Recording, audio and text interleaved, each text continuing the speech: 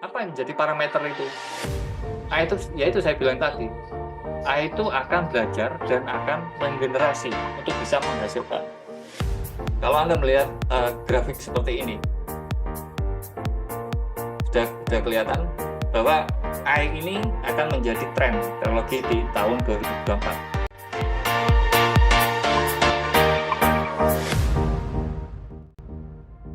Oke, Assalamualaikum warahmatullahi wabarakatuh. Selamat pagi dan salam sejahtera untuk kita semua. Yang saya hormati Dekan Fakultas Sains dan Teknologi, Bapak Hamdani STMT. Yang saya hormati Ketua Program Studi Teknik Komputer, Bapak Akhir Lubis Eskomemkom. Yang saya hormati narasumber pertama kita pada pagi hari ini, Bapak Denny Julianto. Yang saya hormati Bapak dan Ibu dosen serta para peserta kuliah umum yang berbahagia. Dengan senantiasa memanjatkan puji dan syukur kehadirat Tuhan Yang Maha Esa, Allah Subhanahu wa Ta'ala, karena pada pagi hari ini kita semua masih diberikan karunia dan rahmat, sehingga dapat mengikuti acara kuliah umum ini secara virtual. Salawat dan salam tidak lupa kita hadiahkan kepada Nabi besar Muhammad SAW dengan mengucap basmalah, Bismillahirrahmanirrahim. Acara kuliah umum dengan tema tren terkini dalam cloud computing, masa depan infrastruktur komputasi dimulai. Baiklah, langsung saja saya bacakan tertib acara kuliah umum pada pagi hari ini, Selasa 19 Desember 2023. Yang pertama, registrasi peserta. Yang kedua, pembukaan. Yang ketiga, pembacaan doa. Keempat, kata sambutan oleh Ketua Program Studi Teknik Komputer. Lima, pemaparan materi dan tanya jawab oleh narasumber. Keenam, dokumentasi. Dan tujuh, penutup. Selanjutnya, kita memasuki acara yang ketiga, yaitu pembacaan doa oleh Abangda Diki Ramadansyah Utama. Waktu dan layar kami persilakan. Baik, terima kasih. Assalamualaikum warahmatullahi wabarakatuh. Sebelum mulai kegiatan, mari kita berdoa. Auzubillahiminasyaitonirrajim. Bismillahirrahmanirrahim. Alhamdulillahirrabbilalamin.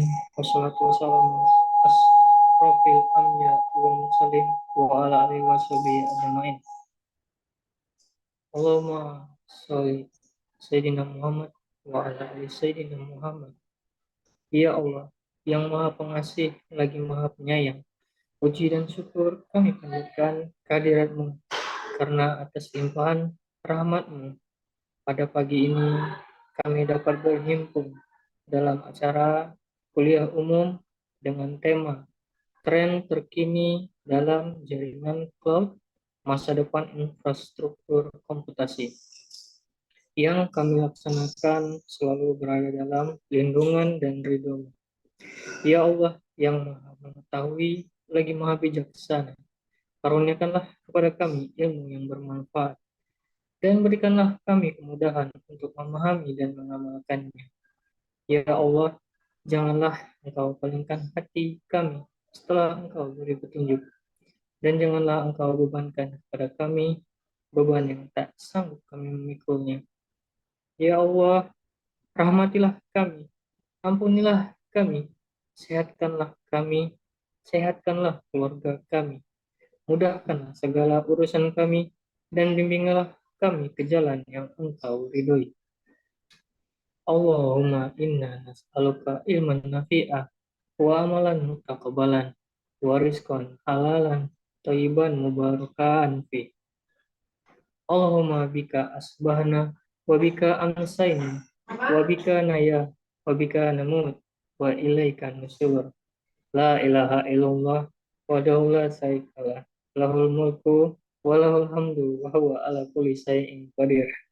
Rabbana atina fid dunya hasanah wa fil akhirati hasanah wa qina azabannar. Walhamdulillahirabbil alamin. Selanjutnya kata sambutan oleh Ketua Program Studi Teknik Komputer kepada Bapak Akhir Lubis Eskomemkom. Waktu dan layar dipersilakan. Baik, ya terima kasih Rizky ya. Assalamualaikum warahmatullahi wabarakatuh. Selamat pagi abang kakak mahasiswa semuanya yang saya hormatin, Bapak Dekan Fakultas Sains dan Teknologi. Sepertinya beliau tidak bisa hadir untuk kegiatan pada hari ini, ada kesibukan. Eh, yang saya hormatin narasumber kita pada hari ini, Bapak Denny Julianto. Selamat pagi, Pak. Yang saya hormatin Bapak Ibu dosen dan mungkin ada tetamu dari eh, pihak eksternal. Baik, pertama sekali puji syukur kita sanjungan kepada Allah Subhanahu wa Ta'ala. Kiranya pada pagi yang berbahagia ini kita masih diberinya kesehatan hingga kita bisa berkumpul ya, walaupun dalam session dunia eh, Zoom ya, dunia maya ya. Eh, Selawat berangkat salam sama kita sanjungkan kepada baginda Muhammad SAW, kiranya syafaatnya kita harapkan. Baik, pada hari ini kita akan melaksanakan diskusi ilmiah. Ya, diskusi ilmiah ini sebenarnya program rutin dari program studi teknik komputer eh, setiap bulan yang senantiasa kita laksanakan, gitu ya. Ya, pada hari ini kita kehadiran tamu ya, tamu sebagai dosen tamu pada hari ini Bapak eh, Pak Denny ya, yang sudah meluangkan waktunya pada hari ini. Eh, Harapannya adalah apa-apa yang nanti disampaikan oleh narasumber kita hari ini bisa menambah ide wawasan kita ya, mungkin bisa jadi menjadi topik ya, karena memang di program studi teknik komputer ini ada beberapa topik tugas akhir, salah satunya di bidang eh, cloud engineer begitu ya. Ya, sekali lagi selamat bergabung di dalam diskusi ini kepada seluruh peserta pada hari ini, kiranya eh, membawa kita kebermanfaatan ilmu yang bermanfaat gitu ya. Tak perlu berlama-lama, saya kira untuk mengawali kegiatan hari ini saya buka dengan mengucap Bismillahirrahmanirrahim. Baik, itu aja dari saya. Terima kasih. Assalamualaikum warahmatullahi wabarakatuh.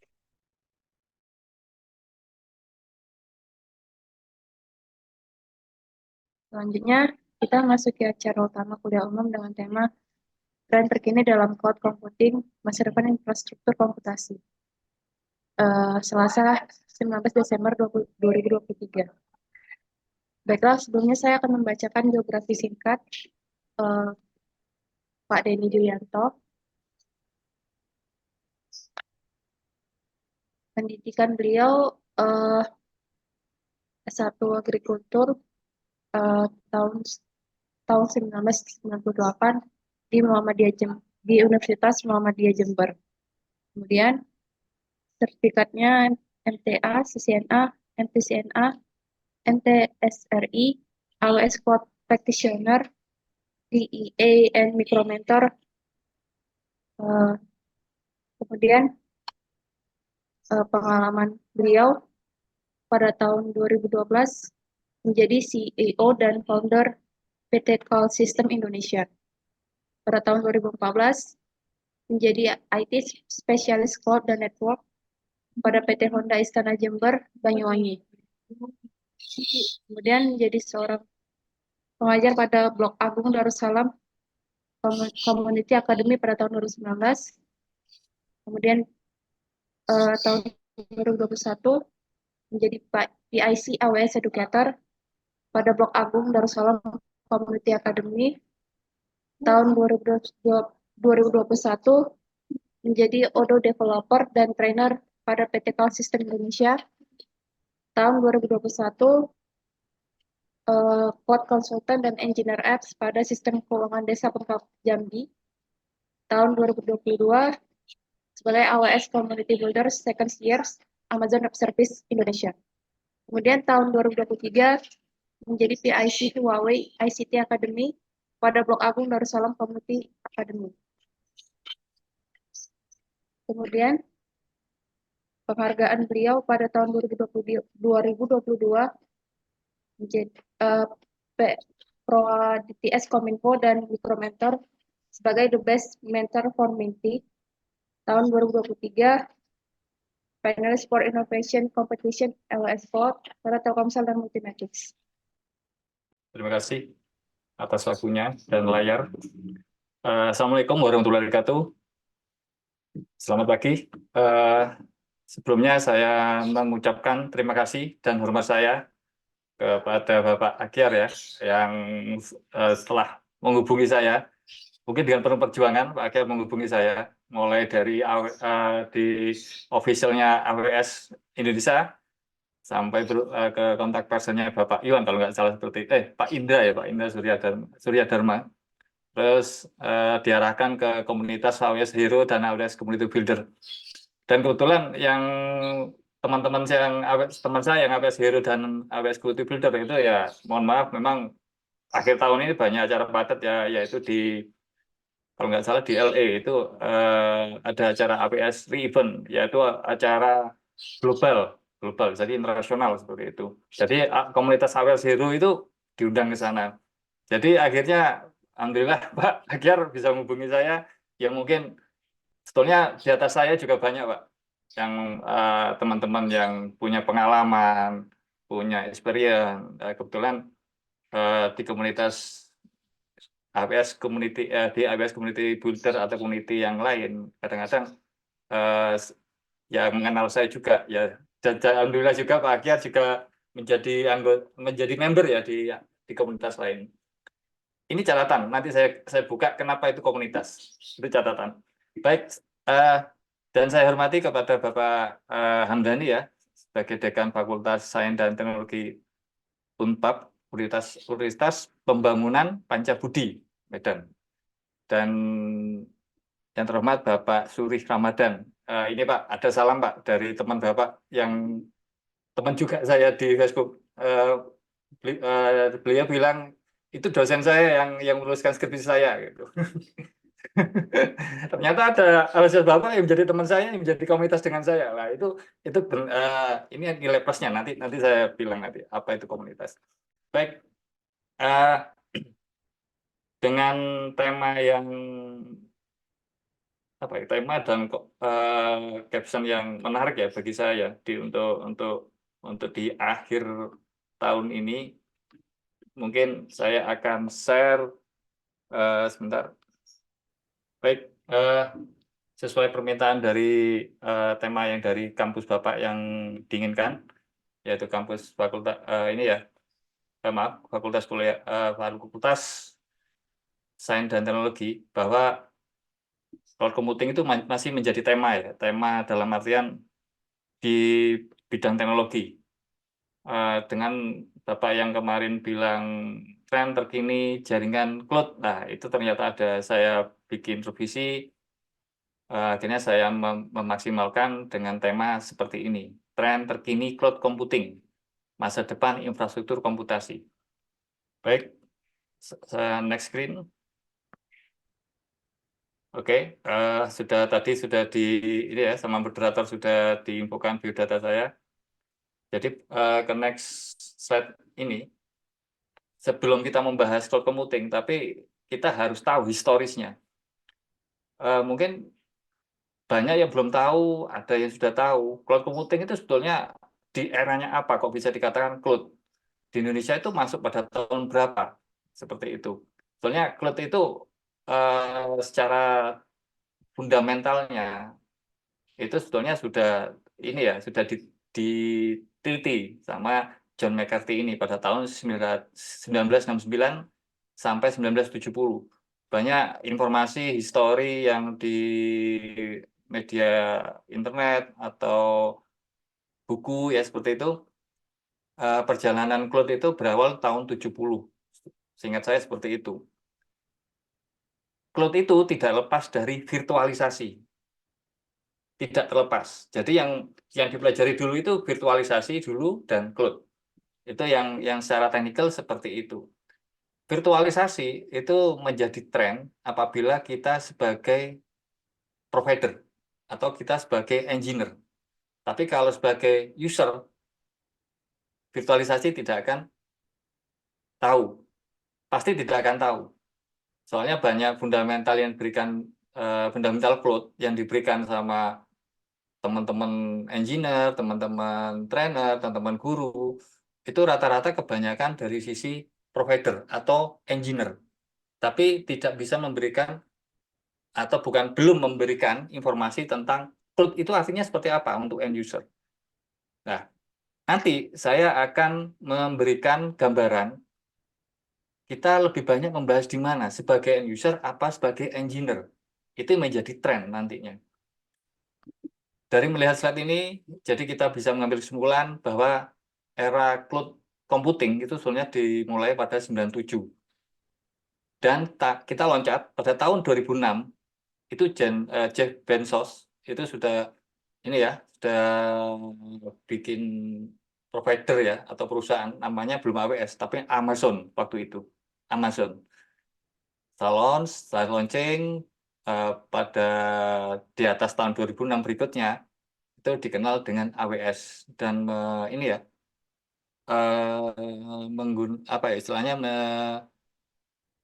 membuat suatu brand image juga membuat lini bisnis seperti Tokopedia seperti e-commerce yang lain namanya apa? Amazon. Yang terbaru sekarang Amazon Fresh yaitu semua teknologi semua SDM-nya tidak menggunakan ini ya SDM-nya menggunakan ini teknologi yang terbaru jadi tanpa kasir tanpa yang melayani Anda seperti itu semua pakai serba teknologi itu yang terjadi yang teknologi yang terbaru ya dari Amazon itu. Baik, saya tidak akan menjelaskan panjang lebar di ini. Anda bisa memahami bahwa perjalanan cloud itu sebenarnya yang dimulai pada tahun 97. Tapi secara fundamental itu pada tahun 69 sama 1970. Di Indonesia itu kapan dimulai? Di antara tahun 2015 dan 2016. Tapi itu bukan cloud secara teknikal, tapi masih menggunakan virtualisasi. Jadi banyak provider hosting, provider cloud, provider apa ya? Bukan cloud ya. Data center itu bukan menggunakan istilah cloud. Belum, tapi menggunakan istilah virtualisasi. Kebanyakan seperti itu. Mungkin Anda paham produk itu seperti Proxmox, seperti itu. Itu masih virtualisasi. Tapi kalau digunakan untuk end user, untuk pabrik, baru kita membahas tentang cloud computing. Seperti itu. Itu pemahaman saya selama saya pelajari sampai saat ini. Baik, cloud computing itu pasti Anda tahu, pasti teman-teman yang lain pasti sudah tahu bahwa cloud computing itu komputasi awan ya. Kerjanya bagaimana? Server, penyimpanan, basis data, aplikasi, perangkat lunak. Rata-rata seperti itu memang. Tapi yang terpenting itu ada apa? Jaringan internet itu ya. Kenapa? Itu yang menghubungkan antara provider dengan customer. Itu yang terpenting. Oke, next. Layanan cloud.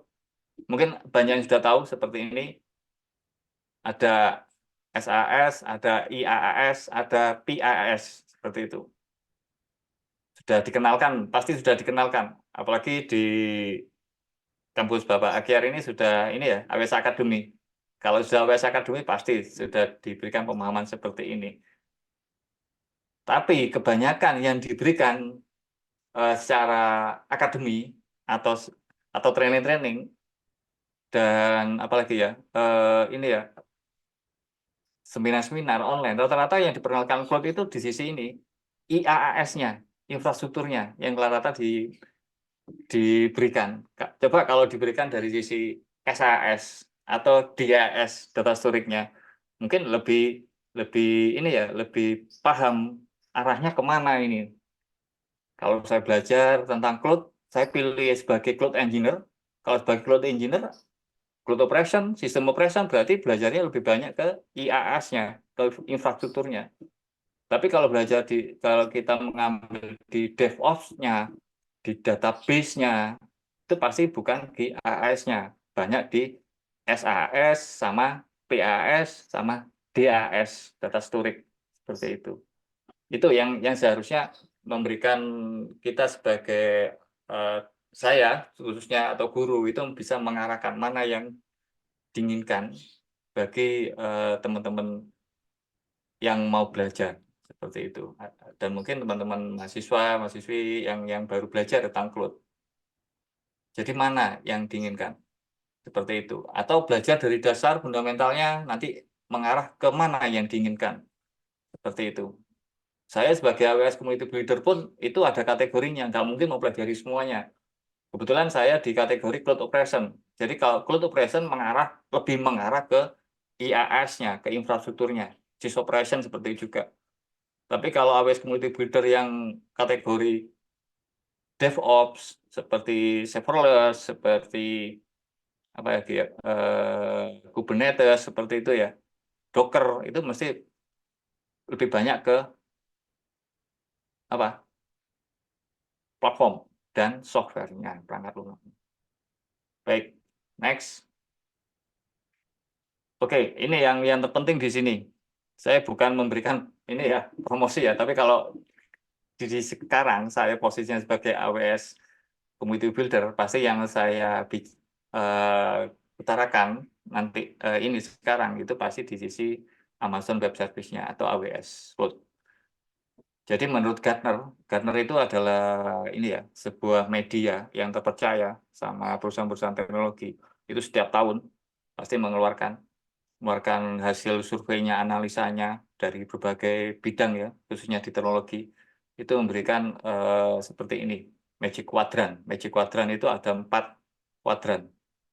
Jadi pada tahun 2023 nanti, sekarang ya, akhir tahun ini, bahwa yang menduduki nomor 1 itu masih AWS Web Service sebagai leadernya. Amazon Web Service, Microsoft, Google. Kalau Amazon Web Service itu di AWS-nya, kalau Microsoft itu di Azure-nya, kalau Google di Google Cloud Platform-nya. Itu di sisi leaders-nya. Tapi di sisi ini ya, visionary itu masih Alibaba, Cloud, seperti itu. Terus sebagai nice player ya, pemain baru, tapi ya sudah bagus cara ininya ya.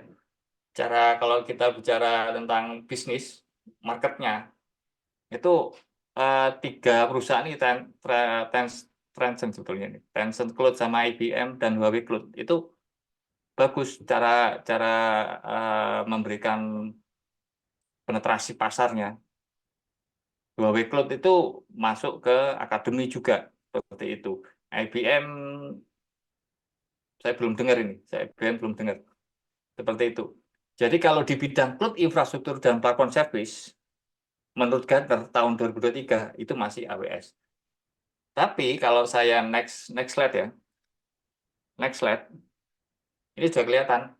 Kalau di bidang I itu ada perbedaan. Jadi kalau ada bedanya, kalau cloud, I, terus data storage, itu leaders-nya itu beda. Akan bertambah 1. Amazon, Microsoft, Google, dan IBM. Challenge-nya ternyata itu ada, yaitu Alibaba dan Baidu ini. Baidu ini ya platform ya. Kayak ini menjadi challenge. Nice player-nya siapa? Tetap Huawei. Nah, visionernya ini S2O ya. S2A ini ini saya kurang tentang AI juga, tapi saya belum explore tentang. Jadi kalau data science, data analitik itu AWS kalah, bukan leader. Terus di bidang lain juga sama. Jadi saya ambil contoh seperti ini. Ini gambaran nantinya Anda mengarah kemana untuk sebagai ini ya, patokan belajar cloud-nya, patokan untuk meniti karir, atau untuk kita membangun suatu ya mungkin ya sebagai ini ya startup seperti itu, ke arahnya kemana seperti itu. Oke, saya next dulu. Semoga cukup waktunya ya. Nah, ini berdasarkan dari McKinsey Digital ya, dia sudah memastikan bahwa teknologi itu akan memecahkan beberapa masalah yang ada di human ya, di lingkungan manusia seperti itu. Kalau Anda melihat grafik seperti ini, sudah kelihatan bahwa AI ini akan menjadi tren teknologi di tahun 2024. Tren. Selanjutnya, next generation software development. Cloud and Edge computing. Maksudnya cloud ini ya di bidang infranya ya, sebagai di bidang IaaS ya. Jadi kelihatan apa yang menjadi minat dari suatu customer, end user atau itu perusahaan itu di mana lebih diinginkan. Ternyata kalau Anda melihat seperti ini merata ya. Apa bedanya Applet AI yang di sini? Ini AI sama generative AI. AI itu platform yang sudah siap digunakan. Kalau generative AI itu Anda bisa membuat AI, bisa memberikan data ke platform AI itu untuk bisa ini ya juga apa itu digunakan nantinya untuk publik seperti itu. Kalau di AWS generative AI itu namanya AWS Bedrock. Di situ Anda akan di ini ya diberikan suatu servis layanan untuk bisa membuat platform AI seperti itu. Oke, next. Kalau menurut Werner Hughes itu ada 4 tag prediktif di tahun 2024. Ternyata nomor 1 tetap AI. Anda sudah melihat di sini. Terus fintech finally itu di bidang kesehatan ya. Terus yang ketiga AI assistant. AI sebagai asisten untuk semua pekerjaan Anda, produktivitas Anda seperti itu. Terus education evolve. Ini bahwa teknologi itu tidak terlepas dengan pendidikan. Seperti contoh AWS Academy seperti itu, Google Cloud, Azure seperti itu yang bekerjasama dengan edukasi. Jadi ini tren. Nantinya tahun 2004 seperti itu. Oke, next. Generative AI itu lebih banyak membahas tentang LLM ya. Jadi data yang beragam yang bisa dikelompokkan dan nantinya itu akan membuat suatu apa ya generatif data yang generatif, data yang random dan bisa diklasifikasikan yang nantinya bisa digunakan untuk suatu platform AI. Fintech, Anda sudah saya jelaskan tadi tentang layanan kesehatan perempuan. Kenapa kok perempuan? Anda sudah bisa melihat bahwa kalau di bidang kesehatan, menurut data yang banyak resiko terkena suatu apa ya tentang kesehatan itu adalah perempuan. Makanya untuk di teknologi itu sudah membaca. Bagaimana teknologi membacanya itu? Yaitu membuat suatu aplikasi tentang kesehatan seperti itu. Itu ramai. Itu ramai kalau di luar negeri. Kalau di Indonesia seperti Halodoc ya, Halodoc. Terus apa lagi lupa saya yang kedua sama ketiga itu. Itu hanya sebatas sebagai konsultasi. Masih digunakan hanya untuk sebagai konsultasi. Tapi kalau di luar negeri, fintech finally ini itu sudah beda. Bisa untuk memberikan layanan. Jadi aplikasi yang ditempatkan di cloud computing itu nantinya untuk layanan untuk fintech ini. Bukan hanya seperti di Indonesia yang masih sebagai apa ya bahan konsultasi ya secara ini kayak chat kayak gitu atau media web seperti itu. Tapi kalau di luar negeri sudah lebih dari itu. Oke, asisten. Itu sebetulnya apa ya? Kalau kita sebagai developernya, kita itu bagaimana memberikan AI itu sebagai apa ya? Sebagai murid ya, sebagai murid seperti itu, murid yang akan dididik dan yang akan digunakan. dan nantinya akan menghasilkan seperti itu. Jadi banyak yang bilang developer, cloud operation itu engineer-engineernya pada takut nanti akan tergantikan sama AI. Orang desainer, orang musikal, kayak gitu-gitu ya, akan tergantikan dengan AI. Tapi AI itu dibuat oleh manusia, masih membutuhkan suatu data untuk bisa digunakan. Jadi kalau banyak isu bahwa akan tergantikan dengan AI, ya itu sebetulnya tergantung dari diri kita. Apakah kita tergantung sama AI hanya sebagai perimbangan aja, sebagai pendampingan aja untuk produktivitas kita, atau kita eh, apa ya? Atau kita menyerahkan semuanya pada AI. Seperti itu. Soalnya ada perusahaan-perusahaan yang sekarang lagi layoff SDM-nya itu karena digantikan sama AI. Yang terbaru sekarang apa? AI itu sudah bisa menjadi ini ya pendamping perusahaan dalam hal pemasaran. Jadi ada seperti ini, tatap online seperti Meet online ini, yang customer itu bicara dengan AI, seperti manusia, real. Itu dikira itu bagian dari SDM perusahaan itu sendiri. Tapi itu bukan. Itu ya informasi yang terbaru yang saya dapatkan dalam minggu kemarin yang ada di perusahaan di Eropa seperti itu. Next. Oke, ini yang terpenting. Jadi nanti Anda bisa memilih ya sebagai karir Anda sekarang di kampus belajar tentang cloud, mau mengarah kemana, mau belajar kemana, mau mengembangkan skill kita kemana. Itu akan terlihat nantinya pada waktu Anda itu apa ya belajar, terus implementasikan, nanti terus berkumpul sama komunitas di bidang apa seperti itu kelihatan. Contoh saya orang jaringan dulu, orang networking, betul, networking engineer. Ada saksinya, ini ada saksinya. Saya lihat tadi ada teman saya yang ikut ini dari eksternal ya. Saya dulu network engineer, tapi saya akan sudah melihat perkembangan teknologi nantinya itu pasti mengarah ke suatu bidang apa ya teknologi yang lain. Ternyata di cloud itu saya belajar mulai tahun 2019. Ternyata perkembangannya benar-benar maju, benar-benar maju. Apalagi kalau kita passionnya itu di cloud operation ya, di sysops atau sysadmin ya, kita di sistem integration, kita sebenarnya kalah dengan orang-orang yang developer.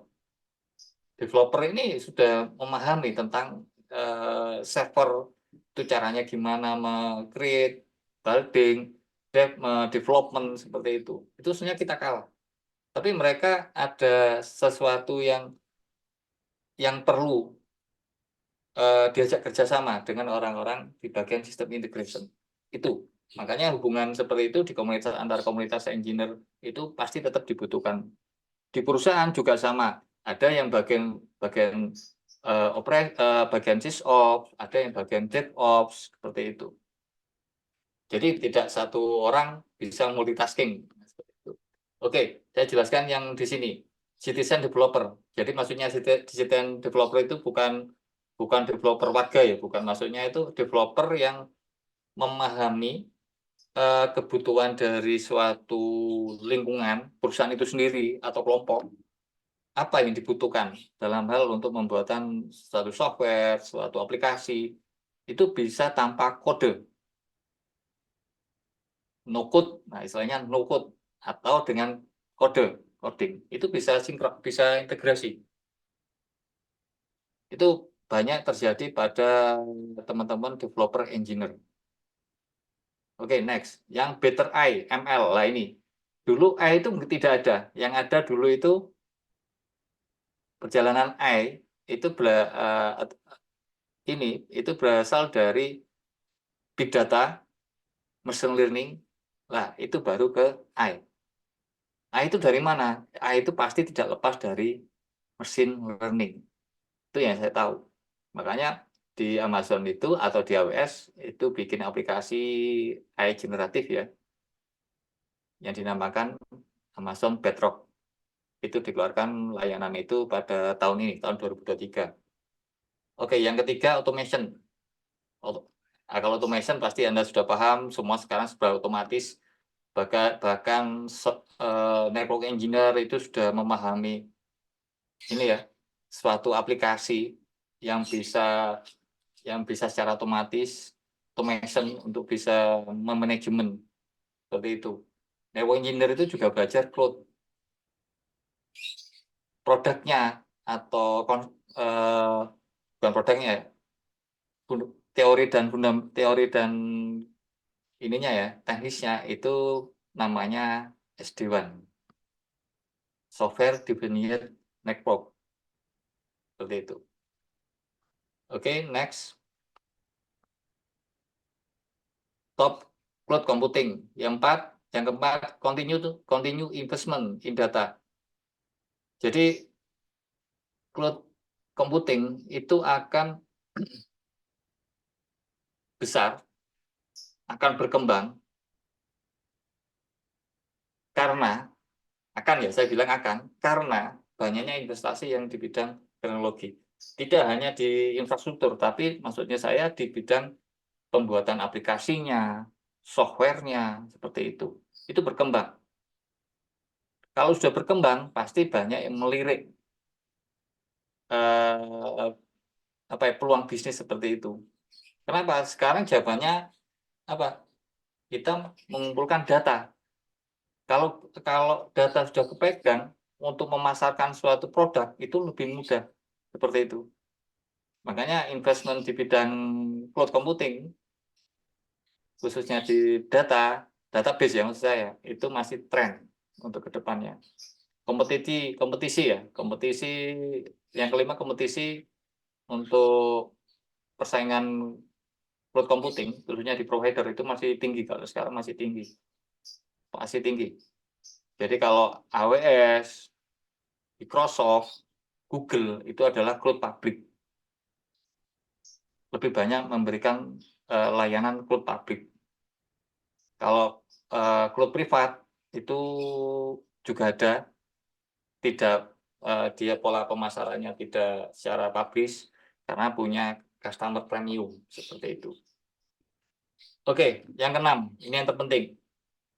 Kubernetes dan Docker. Itu apa? Ini adalah suatu produk ya. Kalau saya bilang produk dulu. Nantinya Kubernetes dan Docker ini bisa merubah teori tentang penerapannya. Kalau kita selama ini mungkin sudah mencoba AWS, kalau kita bikin EC2, kita klik membuat spesifikasinya, kita masih manual. Tapi kalau di Kubernetes sama Docker itu kita minimal secara manual ya, kita mengkonfigurasi spesifikasinya secara manual. Tapi kalau Kubernetes dan Docker, kita bisa bisa tenang. Kenapa? Karena kita punya patokan. Jika aplikasi ini sudah gede, itu Kubernetes dan Docker ini bisa mengkalkulasi apa kebutuhan spek itu, minimalnya kurang. Oh, ternyata kurang nih, nanti dinaikkan, seperti itu. Sudah ada kemudahan. Jadi saran saya kalau mahasiswa tahun depan dan seterusnya, itu lebih banyak belajar di Kubernetes sama Docker. Kalau ingin dari ke engineer-nya ya, cloud engineer-nya. Jadi cloud engineer itu ada, cloud Basines itu ada, sebetulnya banyak lini. Tapi kalau kita di bidang teknik komputer, kita lebih banyak membicarakan divisi engineer. Oke, next, saya percepat ya. Yang ketujuh, cloud security, itu jelas. Security masih tetap dibutuhkan karena tidak ada suatu produk itu yang aman. Yang ke-8, multi and hybrid cloud. Nah ini, perusahaan itu kalau sudah lama dia secara ininya infrastrukturnya dia sudah ada di sisi infrastruktur yang tradisional lokal, itu kalau mau migrasi itu mikirnya 2 kali. Kenapa? Cost-nya tinggi untuk migrasinya. Tetapi kalau ketemu dengan cloud engineer atau cloud konsultan, itu yang akan memberikan solusi bagaimana secara hibrid. Jadi ibaratnya ada yang di cloud, ada yang masih di lokal. Nanti kalau sudah lancar atau sudah tidak ada isu atau sudah mengurangi kos-kos yang lain, langsung total pindah ke cloud. Itu masih ada. Perusahaan besar di Indonesia masih ada yang masih hybrid. Saya nggak ngomong perusahaan mana, itu bukan sebagian besar ya, masih di bawah 50% itu sudah pindah ke cloud, yaitu di AWS. Itu akan bertahap secara total ke cloud. Sekarang masih hybrid. Nomor 9, cloud cost optimization. Nah, ini yang jadi isu ya. Banyak terjadi isu. Saya termasuk saya dengan teman-teman saya. Saya juga pengguna cloud lokal juga. Jadi cloud cost optimization itu gini. Cloud provider lokal itu secara branding dia memperkenalkan bahwa biaya yang dikeluarkan oleh customer atau end user yang menggunakan cloud mereka itu tidak akan apa ya ini apa itu deg-degan ya, saya ambil istilahnya dia, deg-degan, khawatir nanti tagihan saya tiap bulannya bengkak seperti itu. Tapi kalau ada fixed, jadi tagihannya per bulan itu fixed hanya 100.000, tenang. Tapi di cloud hal seperti itu ada sih, di AWS juga ada yang bisa membayar secara fixed. Tapi AWS itu juga memberikan solusi jika customer itu takut biaya akan bengkak, yaitu menggunakan istilah cloud cost optimization. Apa yang saya bicarakan ini nomor 9 sampai sebelumnya, nomor 1 sampai 9 itu sebetulnya tren computing yang maksudnya secara konsepnya itu dipakai semua perusahaan, termasuk di AWS, termasuk di Microsoft, termasuk di Google. Jadi kalau istilah nomor 9 ini ada cloud cost optimization, itu sudah ada di sana. Jadi kalau Anda menggunakan produk mereka, produk khususnya produk AWS, itu tidak perlu khawatir tagihannya akan bengkak. Kalau tagihannya itu dari sisi kalkulatornya ya, estimasinya itu kalau per bulan isi itu yang paling kecil itu yang T2 mikro atau T3 mikro itu 150, belum PPN ya, belum pajak ya. 150, mungkin 180 lah, entah itu. Kalau kita menggunakan fiturnya dari fitur servisnya dari AWS seperti AWS budget mungkin bisa, sama apa saya lupa ini spot instant seperti itu bisa Anda mengoptimalkan cost yang akan dikeluarkan. Coba Anda akan lihat ada di AWS Academy di materinya namanya spot instant, itu ada. Saya menggunakan itu sampai sekarang seperti itu, pakai spot instant. Oke, edge computing ini tren ya. Edge computing itu apa? Kalau di jaringan itu edge computing itu ada di atasnya ada, kalau itu ada router core, ada router akses, lah itu di tengahnya ada edge computing. Di server cloud juga sama, menggunakan edge computing. Ini memungkinkan komputasi itu jika server yang ada di data center itu down, listriknya mati, mungkin seperti itu, servernya mati, itu akan secara otomatis real time per second ya, itu akan pindah di data center terdekat. Contoh di AWS itu di satu lokasi itu ada 3 zone, ada 3. Jadi ini memungkinkan bahwa data itu tidak akan hilang. Yang pertama, yang kedua server tetap online ya, seperti itu. Makanya nomor 10 berkaitan juga dengan nomor 11, disaster recovery, pemulihan bencana. Jadi kalau data center mati, servernya yang lain up. Itu di AWS, walaupun Anda membayar 180.000 ya, yang normal, pos VPN itu ya. Bahwa di berita terdengar bahwa data centernya AWS mati di Jakarta, itu akan otomatis pindah kemana? Anda tidak tahu di mana, tapi yang jelas server Anda tetap up, seperti itu. Saya membicarakan AWS ya, tidak membicarakan cloud provider lokal yang lokal. Saya tidak membicarakan itu. Tapi Anda bisa memahami kenapa AWS itu. Kenapa AWS itu harganya segitu. Tapi di sisi layanan itu memberikan yang layanan yang mungkin kita itu tenang seperti itu. Itu pasti harus ada istilahnya disaster recovery. Tapi kalau di AWS itu ada budget tertentu ya, ada cost tertentu untuk service yang lain, ada cost-nya. Tapi bisa Anda konsultasikan dengan pihak AWS-nya, ada bagian layannya itu. Nomor 12, ini penyedia cloud ya, cloud provider yang berinvestasi di bidang ini ya, itu banyak bersaing, cloud lokal sama cloud global. Cloud lokal sama cloud global kadang-kadang itu ada yang bersaing, tapi ada juga yang secara bisnis itu ini kerjasama. Ada juga mungkin cara data centernya tidak ini ya, tidak bersaingan, tapi secara koneksinya itu kerjasama. Contoh cloud provider lokal sama AWS itu kerjasamanya gimana? Bukan menaruh servernya di AWS, menaruh servernya di data centernya cloud lokal, bukan.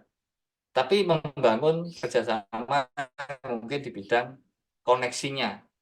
Jadi aplikasi Anda punya server di cloud lokal, tapi ingin koneksi secara performance ya, stabilitas, Anda juga punya data juga di servernya AWS. Itu bisa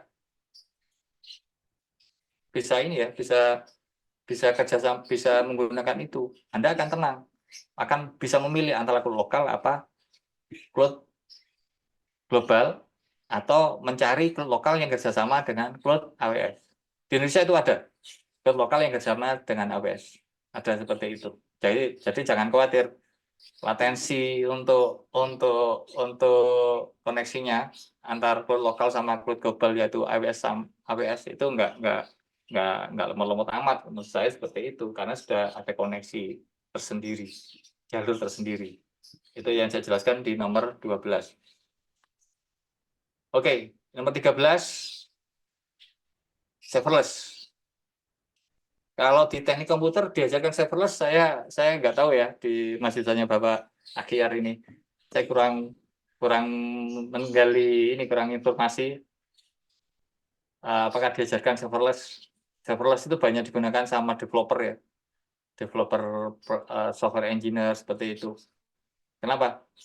Serverless itu adalah suatu service yang sangat disukai sama developer. Kenapa AWS itu masih top leader? Masih top leader. Karena banyak teman-teman developer itu menggunakan AWS itu mudah. Tanpa klik-klik, tanpa kita set kita konfigurasi, kita butuh berapa core CPU-nya, kita butuh berapa giga memorinya, kita butuh storage-nya juga. Kita nggak perlu secara manual. Serverless itu dalam artian memudahkan teman-teman developer engineer itu menggunakan server menggunakan layanan di AWS, bukan server ya, layanan di AWS. Jadi langsung integrasi. Itu yang saya sangat suka ya, serverless itu. Kalau kita belajar, saya masih pemula ya di serverless. Itu kalau kita belajar, senang. Kita nggak pusing-pusing amat. Betul. Dan dari segi cost, itu saya gali informasi dari teman AWS juga, itu lebih murah. Nah, kok bisa? Kok bisa? Ya karena cost untuk cost yang untuk yang customer itu ditagihnya hanya dalam hal per koneksi atau seperti itu contohnya. Oke, yang 14 blockchain ya. Blockchain itu sekarang lagi rame juga sebetulnya, rame. Tapi di Indonesia saya kurang paham ya. Saya kan bukan komunitas blockchain, tapi hampir mendapat proyek blockchain. Resikonya manajemennya gede, resiko bisnisnya gede. Betul. Tapi untuk penyedia cloud provider itu sudah membuat ini ya, service-nya namanya blockchain as a service. Saya nggak tahu di AWS itu sudah ada apa enggak itu. Saya kurang informasi karena saya nggak belajar di blockchain ya. Tapi di provider cloud publik yang lain global itu ada juga blockchain. IOT nomor 15 masih tetap ini ya, tren teknologi cloud computing. Oke, next open source cloud populer. Solusi cloud sumber terbuka semakin populer. Contoh produk-produk saya ya. Produk-produk saya juga open source. Saya taruh di AWS Cloud. Itu juga bisa memberikan benefit ke saya. Nomor 17 ini. Seperti serverless ya. Ini jadi booming. Low code and no code cloud service. Maksudnya apa? Layanan cloud yang berkode rendah. Maksudnya kodenya itu nggak rumit-rumit amat. Dan tanpa kode. Jadi kalau kasarnya saya bilang seperti ini, bahwa Anda kepingin jadi seorang developer, Anda ingin menjadi software engineer, tapi tidak bisa coding, itu bisa menggunakan ini.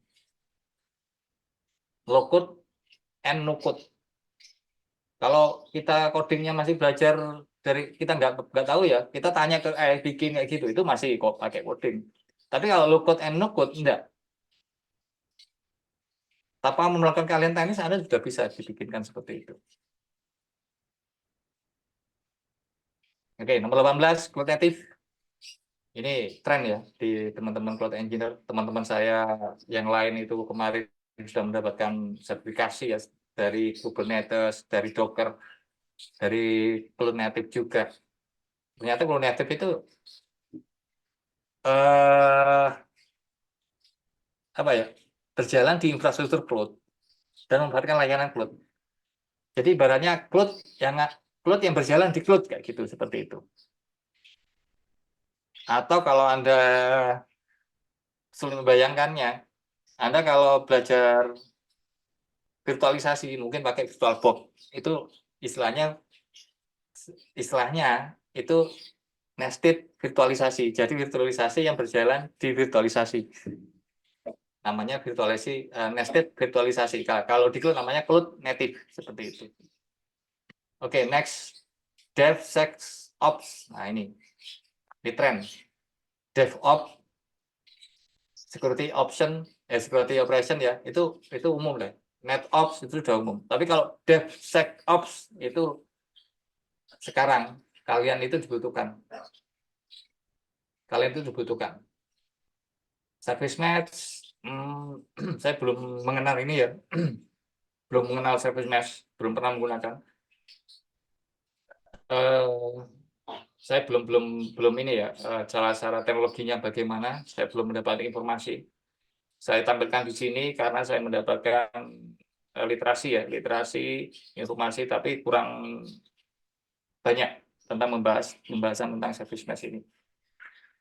Kalau nomor 21 itu adalah investasi bidang cloud. Seperti itu. Oke. Yang terakhir dari Jebensoft, mereka melakukan podcast ya di tempatnya Lex Fridman. Masih apa yang dibahas tentang AI. Anda sudah baca di sini bahwa kemampuan kita, otak kita itu 20 watts power on need ya untuk menginput data. Itu bisa diterapkan. Kalau di AI-nya sendiri itu membutuhkan apa? Multiple kilowatts, gede banget. Multiple kilowatt, net jutaan, seperti itu. Terus apa yang menjadi parameter itu? Itu saya bilang tadi. Itu akan belajar dan akan menggenerasi untuk bisa menghasilkan. Kalau foundernya Twitter ya, foundernya SpaceX, itu sangat mengkhawatirkan. Betul. Kalau kita memahami dari sisi yang lain. Tapi kalau kita memahami dari sisi kita sebagai engineer, sebagai edukator ya, education, kadang-kadang kita harus belajar seperti itu untuk bisa memberikan perbandingan mana yang baik, mana yang tidak baik, istilahnya seperti itu. Oke, saya kira ini sudah selesai. Terima kasih. Kalau Anda ingin bisa perkenalan saya, silakan ke bio-link saya. Oke, saya kira gitu yang bisa saya sampaikan. Terima kasih. Saya. Oke, baik. Assalamualaikum warahmatullahi wabarakatuh. Selamat siang, salam sejahtera untuk kita semua. Pertama-tama yang saya hormatin, mungkin ya tadi berhadir di sini Bapak Dekan dari Pastek, kemudian ada berhadir di sini juga di ruangan Zoom ini Bapak Ahyar Eskomemkom selaku Ketua Program Studi, kemudian narasumber kita dari AWS, Mas Denny. Assalamualaikum, apa kabar, Mas? Ya, baik. Jadi ini saya masuk di sela-sela kegiatan sidang meja hijau mahasiswa pada pagi hari ini sampai siang nanti. Jadi mohon maaf sebelumnya kepada semua peserta Zoom pada pagi hari ini, terutama mungkin adik-adik mahasiswa tadi sudah saya arahkan, mungkin ada yang dari semester 1 TI mungkin udah masuk ke ruangan. Jadi terkait diskusi ilmiah kita ini adalah tema tren cloud computing ya. Jadi sedikit saya akan memberi anggapan terkait cloud computing. Jadi mungkin bisa dibilang cloud computing tren terkini memang sudah keniscayaan, memang harus ini terjadi. Jadi di era tahun 2010 ya memang belum booming ya cloud computing ini. Jadi masih setiap enterprise, setiap perusahaan atau mungkin pribadi perorangan juga masih membangun servernya sendiri secara pribadi dengan sumber daya yang ada.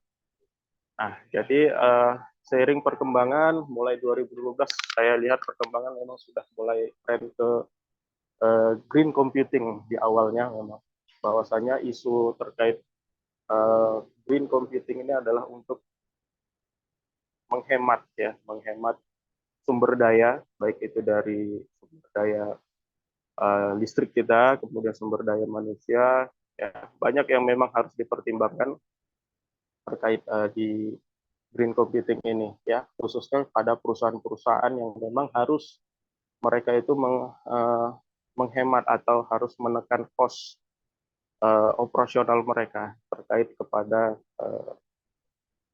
IT mereka sendiri ya. Jadi tentu pergeseran ini keniscayaan yang memang bisa terjadi, dan kemudian semakin banyaknya vendor-vendor ya, provider yang sudah menyediakan fasilitas-fasilitas untuk cloud itu sendiri, sehingga kita pun juga kebanyakan yang memang lebih dimudahkan dari segi infrastruktur ya untuk mendapatkan akses atau membangun server kita sendiri.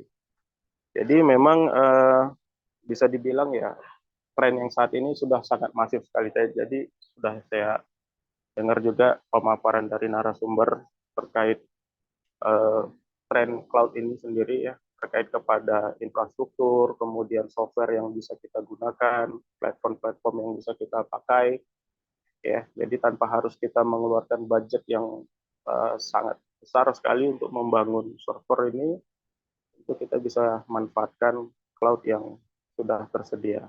Tentunya dengan paket-paket dan pembiayaan yang mungkin saat ini sudah sangat kompetitif ya, baik dari layanan ya. Apalagi mungkin kalau bisa dibilang AWS ini salah satu provider ya, vendor dari cloud yang teratas lah ya, yang terbaik ya masih kita bisa katakan karena dilihat dari layanan-layanan yang diberikan. Cuman memang dari satu sisi saya mungkin melihat dari sisi akademis terkait pengetahuan tentang server termasuk cloud computing ini yang memang masih dirasa sangat kurang.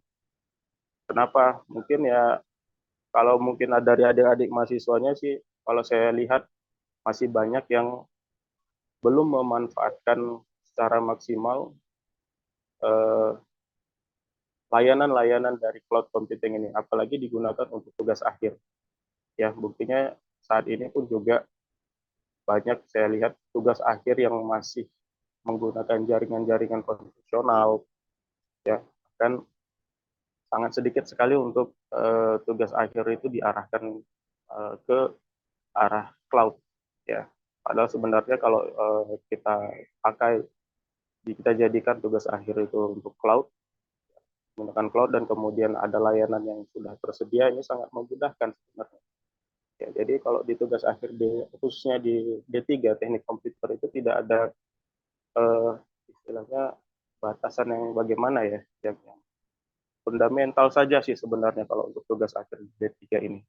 Jadi mungkin saran mungkin buat adik-adik mahasiswa yang berhadir di Zoom pada siang hari ini, ya cobalah mungkin arah untuk tugas akhirnya ya untuk lebih ke jaringan ya memang infrastruktur jaringan tapi lebih ke cloud ya memanfaatkan layanan-layanan cloud yang ada dan itu sangat mudah ya sangat mudah sekali bahkan mungkin kalau yang mengambil tema IoT tadi ini baru sidang meja hijau ini sedang berlangsung ini temanya adalah Internet of Things ya pasti sangat lebih menguntungkan atau memudahkan ya kalau jika di-combine dengan aplikasi yang tersedia di cloud, khususnya mungkin di AWS. Tadi mungkin narasumber sudah menyampaikan terkait layanan-layanan yang ada di AWS itu sendiri. Pasti sangat mendukung sekali. Dan kemudian harga pun juga nggak akan mahal-mahal. Mungkin begitu ya, Mas Denny. Mungkin ada paket-paket untuk mahasiswa kali ya.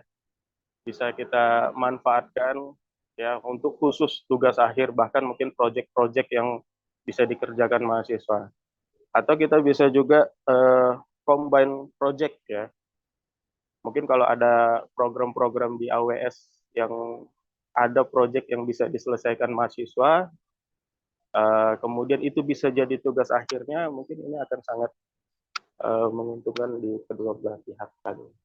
Jadi pastikan di AWS banyak nih proyek-proyek enterprise perusahaan yang sifatnya yang memang bisa kita combine dengan akademik, ya kan? Khususnya mungkin mahasiswa-mahasiswa tingkat akhir yang bisa sekaligus magang, mengerjakan proyek-proyeknya dan juga bisa dijadikan tugas akhirnya, sehingga tugas akhir itu nggak terbatas lagi gitu. Jadi sehingga mahasiswa sekarang itu nggak bingung gitu, apa yang mau dibuat.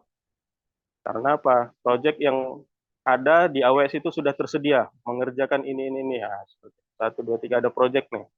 Dan itu kita mungkin melalui Pak Ahyar di teknik komputer juga bisa dijadikan satu kebijakan gitu kan. Bolehlah kalau seandainya ada proyek di AWS dijadikan tugas akhirnya mahasiswa gitu. Jadi bisa saling menguntungkan. Jadi intinya adalah buat adik-adik mahasiswa juga ya out of the box lah ya. Jadi dengan adanya diskusi ilmiah ini tentunya bisa membuka pikiran-pikiran tadi juga udah disampaikan ya bahwasanya kemajuan AI yang sekarang ini itu udah sangat luar biasa dan ya bisa dibilang bahaya juga gitu ya bisa sampai suara wajah itu bisa kita cloning tetapi itulah kemajuan itulah tren teknologi yang tidak bisa kita bendung ya tetapi bisa kita kontrol bisa kita kuasain bisa kita nikmatin untuk kebermanfaatan keseharian kita. Jadi mungkin itu ajalah yang bisa saya sampaikan terkait tren dari cloud ini. Mungkin dari mahasiswa apa-apa yang memang perlu digali lebih dalam ya, terkait cloud ini, ya mungkin di AWS ini bisa kita sama-sama belajar, sama-sama kita sharing terkait layanan-layanan yang disediakan ya. Jadi kita sendiri pun juga terbuka untuk mungkin pun dari AWS, pihak AWS-nya sendiri juga untuk dari brand communication-nya juga akan terbuka juga untuk kita lakukan diskusi-diskusi secara parsial ya, ataupun diskusi ilmiah yang secara terbuka seperti ini untuk membantu adik-adik mahasiswa mendapatkan tambahan ilmu-ilmu ya. Karena pastinya kalau untuk di kampus saja ya itu resource-nya terbatas. Tapi kalau mungkin kita bisa kolaborasi dengan pihak ketiga, khususnya di AWS ini, tentu akan lebih membuka hasanah pola pikir dari adik-adik mahasiswa sekalian. Ya, mungkin itu yang bisa saya sampaikan. Mohon izin Pak Ahyar, mungkin Mas Denny, terima kasih atas pemaparan materi dari AWS sangat berguna. Ya, ini sangat dibutuhkan sekali mungkin buat adik-adik mahasiswa. Jadi harapannya saya juga kita bisa tetap terus jalin komunikasi, hubungan yang melalui projection yang bisa kita bangun bersama. Saya pikir itu aja. Saya mungkin kembalikan ke moderator. Terima kasih atas kesempatannya. Assalamualaikum warahmatullahi wabarakatuh. Terkait itu menarik sekali dari banyak paparan tadi tren-tren terkait cloud computing, salah satunya AI ya Pak ya. Ya. Eh, saya jadi kepikiran juga sih Pak, AI itu mempengaruhi kepada network engineering di mana kedepannya sistem network engineering itu ada berbasis AI semua. Ya, artinya hampir 50% kalau nggak salah itu pekerjaan-pekerjaan itu sekarang sudah dilakukan oleh AI. Masih gitu. Ya mungkin ini jadi poin penting, apakah network engineering itu ke depannya hilang atau memang masih ada perannya Pak? Kira-kira mungkin itu. Ya, kalau dia pun sekarang sistem backup semua konfigurasi itu bisa by system automation gitu ya. Kemudian backup ya. Tapi juga nanti pekerjaan network engineering juga tergantikan dengan sistem automation ini gitu ya. Mungkin menurut Bapak lah, kira-kira. Mungkin itu aja. Ya. Oke, terima kasih. Ini pertanyaan menarik, Pak. Pertanyaan menarik. Dan saya juga mendapatkan informasi menarik. Saya lupa tadi ada software engineer atau developer ya. Developer engineer itu dari Jepang. Dia bekerja di perusahaan Jepang itu sudah 20 tahun, Pak. 20 tahun. Dia sudah kelasnya ya senior. Tapi mengapa dia mengutarakan ini? Karena selama 20 tahun itu dia sudah merasakan hasilnya, Pak.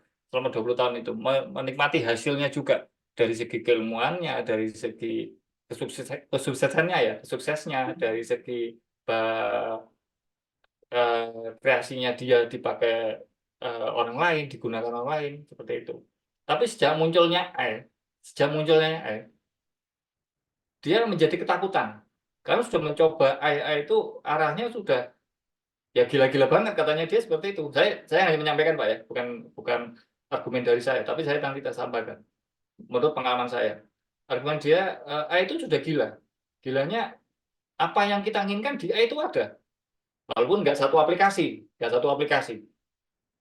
Kita harus menggunakan aplikasi-aplikasi yang lain untuk fitur-fitur yang tertentu seperti itu. Kalau desain nggak mungkin dipakai yang aplikasi yang satu ini seperti itu. Dari orang Jepang itu, akhirnya dia kena layoff, istilahnya ya pemutusan hubungan kerja seperti itu. Akhirnya dia punya pola pikir.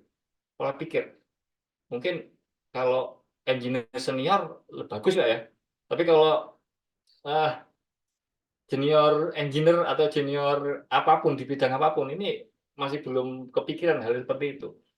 Tapi kalau sudah senior, mungkin bisa menjadi pengetahuan ya bagi teman-teman yang belum menjadi senior seperti itu ya di bidang apapun.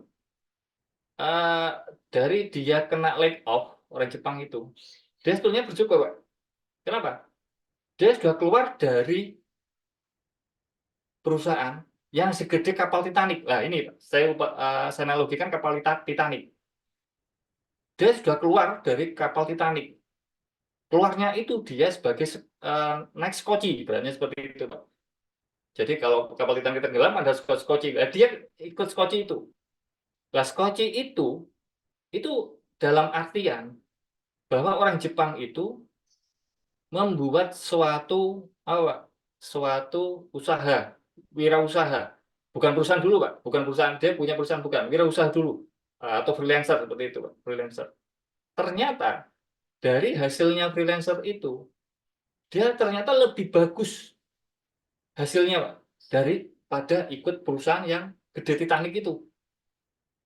Ini senior, Pak. Kalau junior jangan menirukan dulu karena belum ada experience. Kalau senior mengatakan seperti itu, memang rata-rata betul. Keluar membuat suatu usaha, wirausaha atau bisnis kecil lah seperti itu dulu.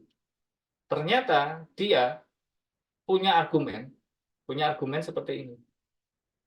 Kita kalau belum pengalaman, skillnya belum pengalaman, kita ikutlah pada perusahaan.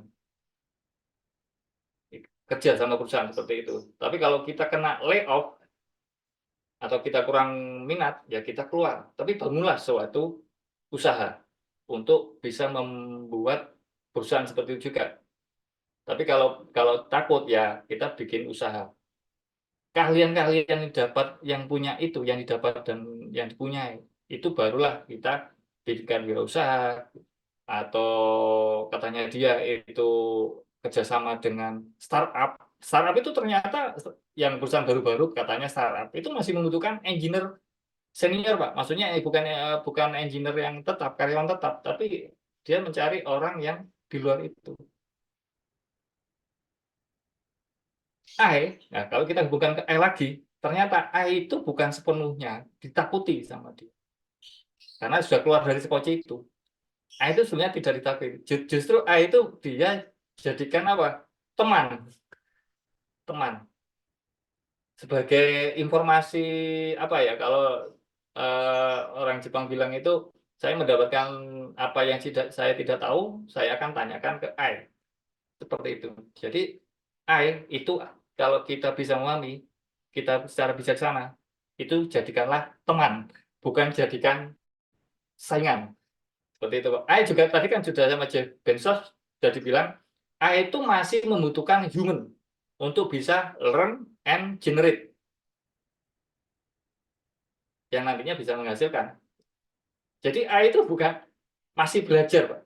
Aplikasi apapun yang baru-baru muncul sekarang, itu ya semuanya nggak 100% 100% itu pintar lah seperti itu. Masih belajar. Belajarnya dari mana? Ya dari kita ini yang menggunakan, Pak. Dulu kalau nggak salah ChatGPT ya, tahun berapa ini? Tahun 2003, tahun 2002, 2001 akhir. Saya sudah menggunakan, Pak. Ternyata ini masih belum dapat ilmu tentang yang terbaru gitu. Ternyata database-nya masih tahun 2001. Nah, kalau kita sudah mengatakan itu database, berarti yang memasukkan database-nya siapa? Seperti itu, Pak. Masing-masing membutuhkan engineer. Baik, itu Pak, menurut saya, Pak Kian. Izin Pak, ini ada pertanyaan dari Agus Setiawan dari kolom chat. Apa kelebihan AWS Cloud dibandingkan dengan Google Cloud, Azure Cloud, dan Alibaba Cloud? Izin Pak Denny mungkin bisa langsung dijawab, Pak. Oke, sebelum menjawab pertanyaan ini, saya biar nggak lupa, saya ingin menanggapi dari ide dari tadi tentang bagaimana itu bisa menyelesaikan tugas-tugas akhirnya, yaitu dengan kerjasama dengan AWS. Mungkin di AWS itu ada project atau apa yang bisa dikerjakan bareng ya, atau mengambil SDM dari mahasiswa dan nantinya menjadikan itu tugas penyelesaian tugas akhir. Mungkin saya informasikan aja ya, AWS itu apa? AWS itu cloud provider tentunya, cloud provider yang memberikan layanan di bidang cloud infrastruktur, platform, software juga seperti itu. Dan mereka juga membuka kantor ya, kantor di di Indonesia. Kantor di Indonesia itu eh, bukan kantor ini ya. Setahu saya bukan kantor untuk technical dari AWS itu sendiri. Kalau kita konsultasi atau kita menanyakan tentang technical melalui kolom chat atau email itu pasti dari AWS yang ada di Singapura. Jadi kalau kita by call, kalau kita chat itu semua pakai bahasa Inggris. Semuanya itu ada di AWS Singapura. SDM-nya juga ada dari Indonesia, rata-rata seperti itu. Nah, yang di Indonesia itu di situ saya nggak tahu di bagian-bagian apa. Setahu kami di komunitas AWS Community Builder di sana itu ada manajemen ya, seperti manajemen yang mengurusi tentang ini ya, mengelola tentang AWS partner. AWS partner itu banyak bidang yang lain, terus ada yang AWS community seperti itu. Lah, yang AWS partner itu tuh dibagi lagi AWS untuk produktivitas yang dimana kerjasama dengan perusahaan-perusahaan. Di Indonesia juga banyak perusahaan produsen yang di bidang cloud juga, di mana perusahaan ini nantinya jika mendapat project itu kerjasama dengan AWS. Nah, itu namanya AWS partner. Itu ada perusahaan di Indonesia, perusahaan teknologi yang kerjasama dengan AWS. Jadi menggunakan fasilitas kerjasama dengan AWS Partner itu. Dan juga AWS Partner itu kerjasama di bidang training, seperti itu. Jadi arahnya dari Bapak Suri tadi, adakah AWS itu memberikan fasilitas kerjasama seperti itu? Mungkin ini yang harus digali informasinya. Mungkin bisa tanya-tanya dulu ke AWS Indonesia yang mungkin kenal, atau dari AWS Community, atau dari teman-teman yang AWS Community Builder, siapa yang punya proyek-proyek itu rata-rata dari perusahaan-perusahaan yang memang kerjasama dengan AWS, yaitu menjadi AWS partner. Oke, dan Pak Suri, mohon maaf juga saya informasikan Pak, di kota Anda di Medan, itu ada teman saya, kolega saya, ya mungkin saya manggilnya akrab juga, namanya kakak ya, kalau manggilnya kakak. Itu namanya ada Pak Albert Suwandi. Pak Albert Suwandi itu AWS Hero. AWS Hero. Jadi di Indonesia ada AWS Hero itu Pak Albert Suwandi, Pak Budi ya, Pak Budi Setia sama Ananda Dwi. Lah Pak ya di Medan ini ada Pak Albert. Di chat itu sudah diinformasikan, jadi dibantu. Terima kasih Pak Albert. Jadi tambahan AWS di Indonesia itu ada tim salesnya, partnership. Nah ini training certification, solution architect, professional service, AWS dan lain-lain. Mungkin untuk yang kerjasama dengan mahasiswa itu ya mungkin dari ini ya partnership itu. Kalau dari solution architect itu mungkin sebagai ini ya konsultan seperti itu. Itu ada juga informasi sampai mahasiswa bisa ambil kesempatan internship di istilahnya TechU ya. Kalau sudah lulus dan bagus bisa di-offer jadi karyawan. Nah, ini itu informasi dari Pak Albert. AWS itu sebenarnya memperhatikan ya talent-talent dari edukasi ya melalui AWS Academy.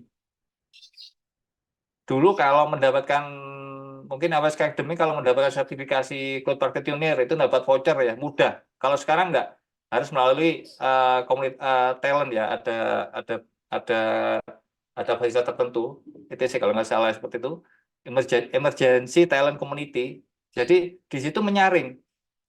Jika ada siswa yang ngambil sertifikasi di AWS, itu harus belajar di AWS Skill Builder. Itu mendapatkan berapa poin, kalau nggak salah 4.000. Itu nanti dilihat.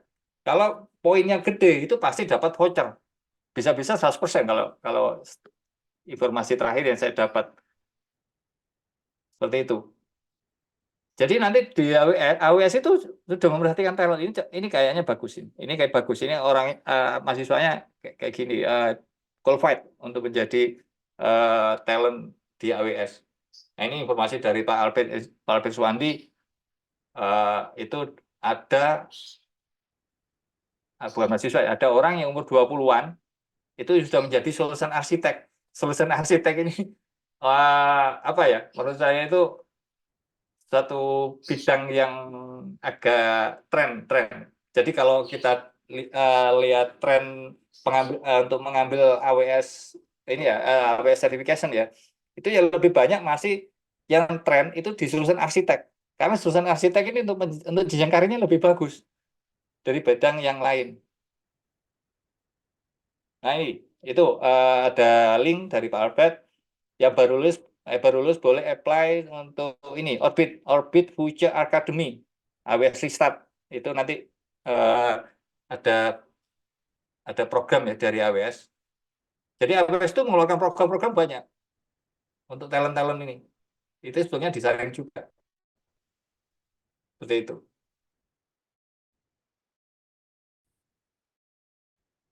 Baik, pertanyaan saya lanjut ke pertanyaannya Pak Agus bentar. Oh, Pak Agus Tewan. Apa kelebihan AWS Cloud dibanding dengan Google Cloud, Azure Cloud, dan Alibaba Cloud? Nah, ini. Kita di AWS Community Builder, kita tidak membanding-bandingkan. Kita tidak membanding-bandingkan. Justru, nah ini. Kalau saya buka, justru AWS itu komunitas yang fleksibel ya menurut saya. Dari orang-orangnya ini orangnya simpel, sederhana, dan fleksibel. Ada orang AWS Hero, namanya Ananda Dwi. Ini ya, Ananda Dwi. Ananda Dwi ini. Dia juga jadi Google, kalau istilahnya Google Hero ya. Saya nggak tahu kalau di Google itu apa. Jadi kayak levelnya kayak Hero juga. Itu di Google. Dia menjadi Google juga. Loh, kok bisa? Kenapa? Karena provider-provider ini bukan melihat orangnya, bukan melihat melihat orangnya tentu ya, tapi itu nomor sekian. Tapi melihat skillnya. Dari apa? Public speaking-nya, communication-nya, skill tentang cloud-nya ya, mungkin skill cloud-nya itu bisa diberikan untuk umum, untuk publik. Jadi kalau seperti itu, AWS, Google, Azure, secara fundamental cloud-nya itu sama, cuma nama produknya berbeda. Cost-nya mungkin berbeda juga, mungkin seperti itu. Sebenarnya fundamental cloud itu sama. Makanya ini kan saya bilang tadi, kalau kita bicara tentang cloud, itu dilihat dari kacamata apa? Kacamata kita sebagai engineer atau kacamata sebagai pengguna? Itu yang harus saya informasikan. Kalau kita berkacamata sebagai pengguna, oke, menggunakan bukan AWS Cloud itu caranya seperti ini, tekniknya seperti ini. Kalau kita menjadi cloud engineer, kita bisa mengarahkan customer kita, klien kita menggunakan fitur atau service ini seperti itu. Itu kalau sebagai cloud engineer. Jadi kalau membandingkan mana yang bagus, nah ini sulit. Kita di community itu anti membandingkan. Tapi kita bisa memahami, membandingkan untuk diri sendiri, akhirnya kita belajar semuanya. Belajar AWS juga, belajar Google juga, belajar mana ini? Belajar Azure ya. Saya belajar awalnya bukan AWS, Cloud. Betul, saya belajar awalnya Google Cloud. Google Cloud sampai dapat ini ya, apa ya istilahnya kemudahan dapat top up kalau nggak salah gratis itu kalau nggak salah itu. Kalau kita jadi end user kita dapat top up kalau nggak salah 4 juta. Tapi kalau saya atas nama perusahaan saya dapat double bonus, dapat 7,5 juta. Saya gunakan itu. Nah, ternyata saya belajar AWS, caranya konsepnya sama, caranya mungkin tekniknya berbeda, caranya sama tapi secara fundamentalnya. Sekarang saya dapat ilmu lagi Huawei Cloud juga. Ternyata Huawei Cloud itu punya kelebihan yang lain daripada tiga cloud provider global ini. Saya baru dapat, tapi saya nggak menggunakan. Saya dapat infonya. Jadi saya belajar secara teoritisnya. Karena saya dapat informasi seperti itu, Huawei itu baru akhir tahun ini. Jadi Huawei juga ada untuk networking, ini ya, multi ya, networking, cloud, AI, terus lupa saya, ada berapa lagi. Jadi kalau membandingkan, ya mohon maaf, saya nggak bisa. Mana yang worth it aja, menurut saya, tergantung dari engineer atau klien. Begitu, terima kasih.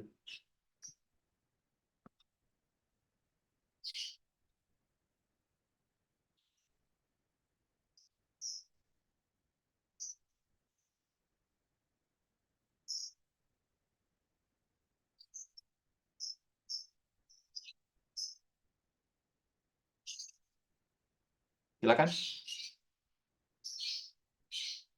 Mungkin ada pertanyaan lain? Oke, ada informasi baru dari Pak Albert Suwandi ya. Kalau di Google itu namanya Google Developer Expert GDE. Jadi Ananda Dwi itu ada, Ananda Dwi itu dapat ini ya, dapat badge ya. Jadi AWS Community Builder, AWS Hero, sama ya, AWS Community Builder dan AWS Hero dan Google Developer Expert. Ini yang saya salut pada beliau, masih muda, perempuan. Lah ini saya mau memberikan motivasi ke perempuan-perempuan, jangan takut sama ya laki-laki, ternyata juga punya ini ya, ilmu yang bisa bersaing dengan teman-teman yang profesinya ya profesi mungkin sebagai laki-laki seperti itu. Saya salut kepada Nanda Dwi itu. Oh ya, mungkin tambahan informasi ya. Jadi kalau saya bilang tadi, kenapa komunitas itu penting? Jadi saya sarankan kalau ini temanya AWS, ya silakan mencari komunitas AWS. Kalau di Facebook, Telegram itu ada AWS Yugi Indonesia, AWS User Group Indonesia. Kalau di YouTube channelnya AWS Yugi Indonesia, sama. Di situ Anda bisa belajar AWS, apa ada kesulitan, nanti teman-teman yang expert di AWS, bukan expert ya, jadi komunitas umum, itu bisa membantu. Dan mungkin juga nanti ada teman-teman AWS Community Builder yang tracknya, kategorinya berbeda-beda. Di Indonesia ada cloud operation, ada apa ya, container, seperti itu, dan lain-lain. Itu ada serverless juga ada. Itu punya kalian tersendiri. Jadi saya informasikan juga AWS Community Builder di Indonesia itu ada 48 kalau nggak salah, 48. Komunitas AWS Hero, bukan komunitas AWS Hero ada 3 orang. Jadi untuk belajar AWS mudah sebetulnya, banyak fasilitasnya. Nah ini di link itu ada, bergabung di Telegram. Baik, saya kembalikan ke moderator. Izin Pak, ini ada pertanyaan lagi dari Agus Setiawan. Berapa standar gaji AWS Cloud Associate Engineer di Indonesia? Wah, ini tergantung ya. Kalau associate, nah ini kalau sudah associate berarti apa? Masih pemula kan?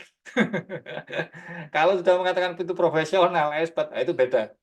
Tapi rata-rata kalau masih ini ya, fresh graduate dan punya sertifikasi dan menjadi junior di suatu perusahaan, itu masih ini ya, mengikuti perusahaan itu apa mengikuti standar gaji umum, istilahnya kayak UMK, upah minimum, tapi ada tunjangan-tunjangan, itu masih di bawah 1 digit. Kalau sudah middle atau senior itu dia bisa di atas 1 digit ya. Tapi kalau kalian sudah solution itu dan mungkin itu senior ya bisa di 2 digit seperti itu. Ya itu ya mungkin saya tahu menggali informasi dari teman-teman itu. Tapi jangan lupa perusahaan teknologi itu sekarang bukan Anda jangan punya teman-teman siswa ya. Jangan punya pola pikir akan menjadi karyawan tetap. Jangan. Tidak ada. Rata-rata sekarang itu perusahaan teknologi tidak ada karyawannya itu bisa menjadi karyawan tetap. Rata-rata masih kontrak seperti itu. Bisa-bisa dari inisiatif pribadi jadi ikut bursa transfer, ikut kemana seperti itu. Itu yang informasi terakhir di tahun 2023 seperti itu yang saya dapatkan. Terima kasih.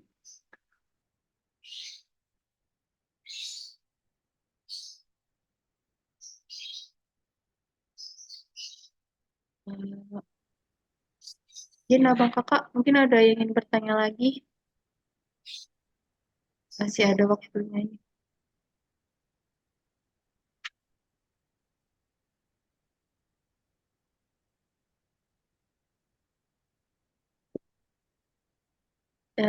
Izin Pak, ini ada pertanyaan masuk dari Nur Halimah. Saya sudah CCP dan sedang ikut akademi. Bagaimana bergabung dalam komunitas? Dan bagaimana jika ingin meningkatkan skill di real problem jika belum bekerja di field cloud? Oke, baik. Ini SA Academy ini Solution Architect Academy gitu ya, betul ya? Mungkin oh ya, oke betul. Kalau akademi, ya ini perbedaannya ya. Akademi itu berarti Anda belajar di mana-mana. Kalau ada suatu lembaga atau perusahaan yang punya produk itu diambil di belakangnya akademi, itu rata-rata ya memang itu informasinya pasti itu tentang apa? Pembelajaran, penambahan skill, terus sertifikasi seperti itu. Seperti itu, rata-rata seperti itu. Tapi untuk skill experience, terus untuk apa ya study case seperti itu, sebetulnya ini harus bukan ikuti akademi, menurut saya seperti itu. Gabunglah dengan komunitas, itu menurut saya. Kenalilah komunitas-komunitas yang mungkin menurut Anda, teman-teman Anda di komunitas itu yang expert, dia expert. Dan saya informasikan, saya bisa memahami AWS, bisa belajar tentang AWS, dan bisa, alhamdulillah, kenal dengan Pak Akhyar ya, walaupun kenalnya Pak Akhyar dulu di networking ya, networking mungkin di komunitas WhatsApp ya, melalui teman saya, kakak ya saudara saya itu sudah Pak, anggap saudara. Eh, itu karena apa? Komunitas, karena kenal dengan teman-teman yang expert. Saya dulu bisa Cisco, kenal dengan Pak Danu. Saya bisa Mikrotik dulu, karena saya belajar tentang Mikrotik tahun 2009. Tapi saya kenal orang-orang yang expert. Expertnya ada dua, expert di bidang project, di bidang study case, expert di project-project seperti itu ya. Dan yang kedua, expert di training, trainer dia. Jadi harus dibedakan mana yang expert trainer, mana yang expert di experience ya, di study case seperti itu. Kalau ini sudah mendapatkan, saya yakin Anda bisa gini. Bisa gini. Itu di mana adanya komunitas seperti itu? Ya banyak komunitas seperti itu. Komunitas seperti itu banyak. Kalau hanya ikut pelatihan, training-training, itu hanya menambah ini, menambah ilmu Anda tentang skill itu aja. Tapi menerapkan skill untuk diimplementasikan ke project, studi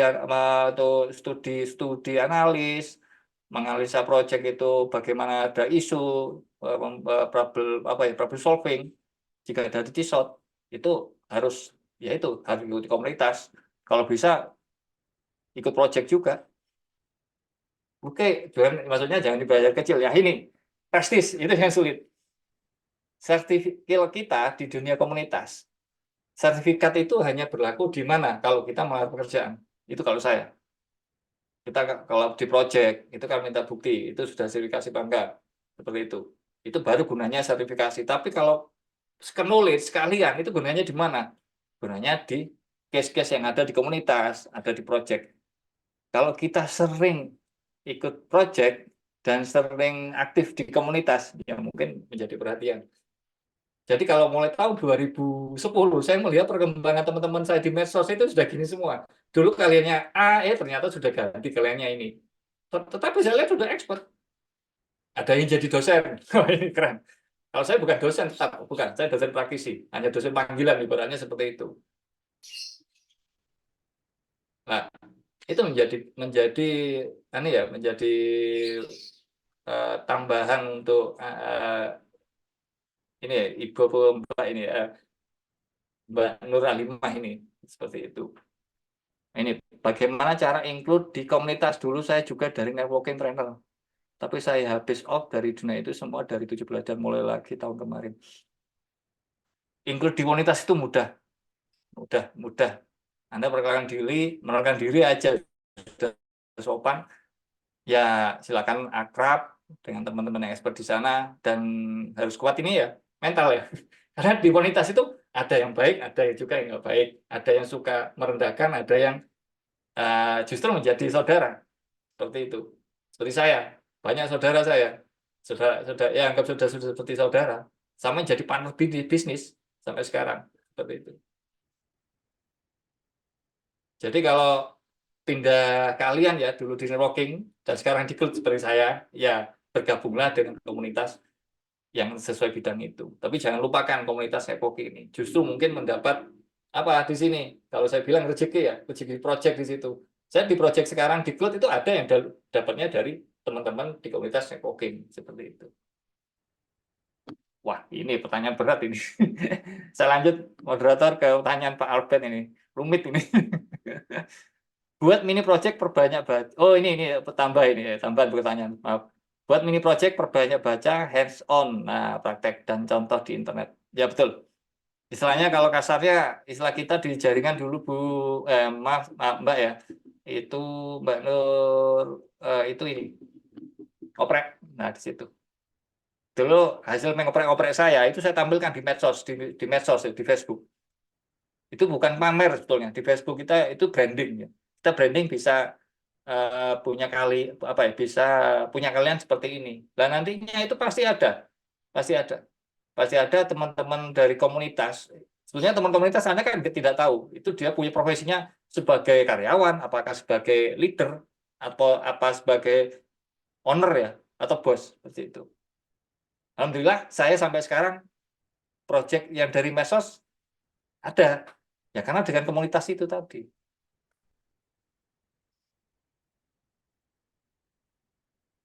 Terima kasih. Terima kasih Mbak Nur. Nah, ini dari Pak Albert.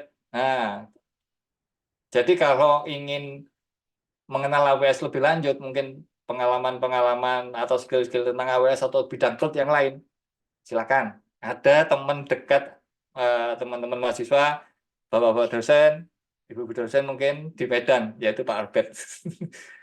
Kalau saya dekat Medan, saya deketin Pak Albert itu udah, saya sanggungin itu. Sebenarnya saya temenin, betul. Saya seperti itu kalau di komunitas. Belajar, sama-sama belajar seperti itu. Kita punya oke lah, saya dengan Pak AWS jauh sekali. Pak AWS itu mulai tahun berapa? Generasi AWS itu berapa ya? Kalau nggak salah kedua atau pertama Pak Albert, saya nggak tahu. Saya jauh.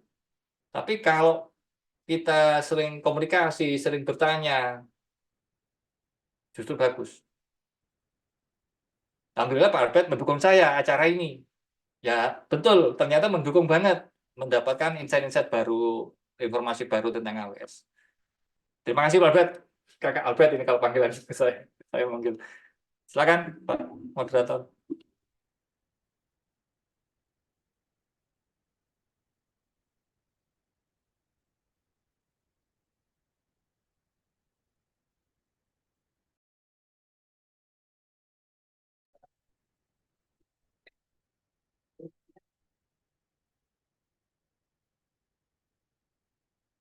Ini apakah masih ada yang ingin bertanya?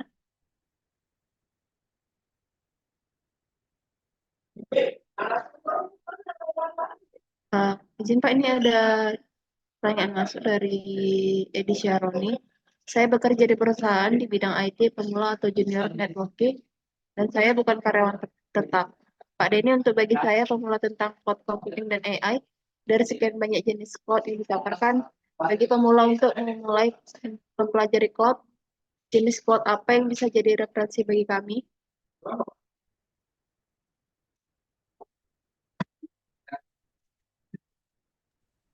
Pertanyaan bagus. Ini seperti saya. Mungkin saya bisa share pengalaman saya aja ya. Mungkin Anda bisa mengambil contoh di situ. Saya juga sama, mungkin ya kita samakan aja. Saya sebetulnya itu bukan karyawan. Saya punya perusahaan sendiri, punya tim sendiri. Jadi dalam artian itu semua, jika Anda freelance ya, orang freelance, nggak punya perusahaan, wirausaha sendiri freelance. Anda punya kalian networking sekarang, apakah nantinya ini akan bersaing? Gitu ya.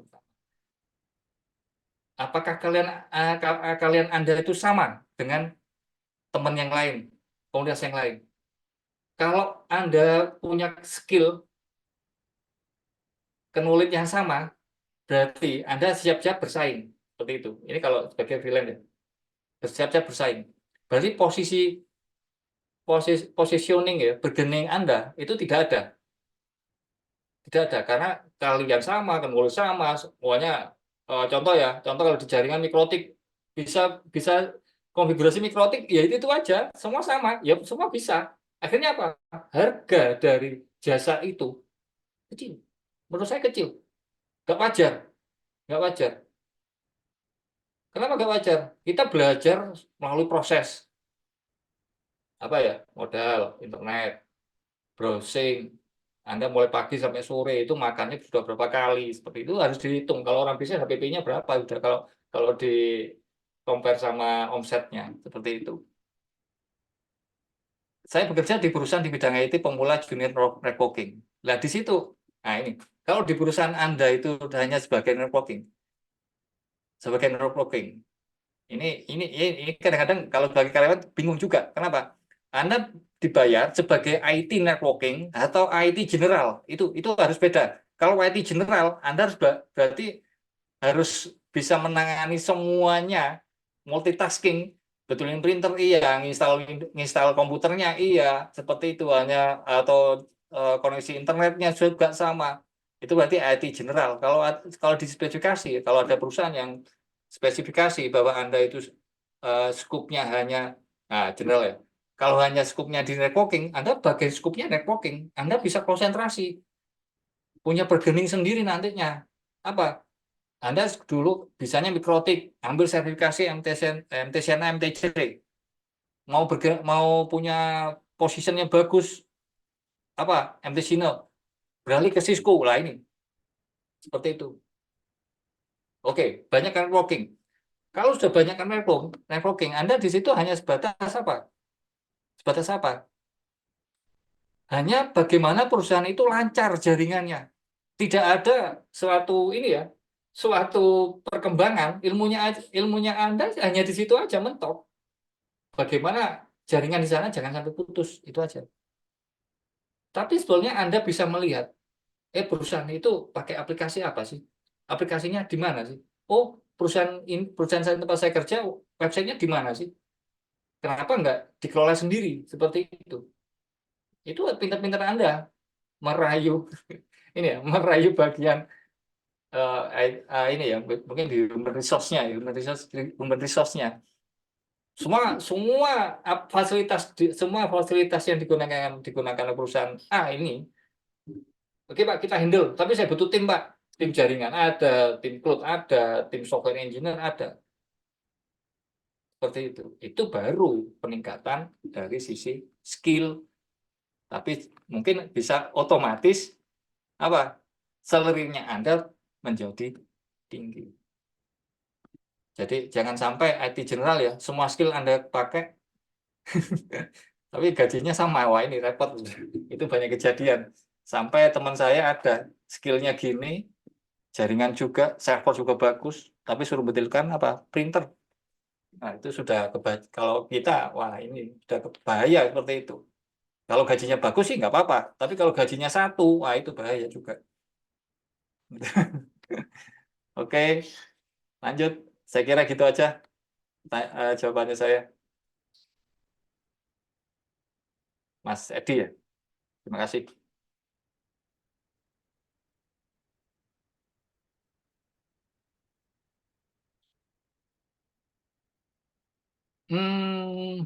Saya lanjut ya pertanyaannya ya. Bisa dimodifikasikan course atau training apa yang diambil ketika registrasi? Mungkin Mas Edi ini bukan mahasiswa ini ya, mahasiswa dari Pak Akyar ya, bukan ya? Kalau mahasiswanya Pak Akyar sudah ada di kampus ini, mahasiswanya Pak Akyar. Itu kan sudah ada ini ya, AWS Academy kan? Nah, di AWS Academy itu kan sudah menjadi media training, itu masih di sisi foundation. Jadi kalau Cloud Project Pioneer Anda bisa mengambil sertifikasi di Solution Architect, SysOps, sama lupa saya DevOps seperti itu.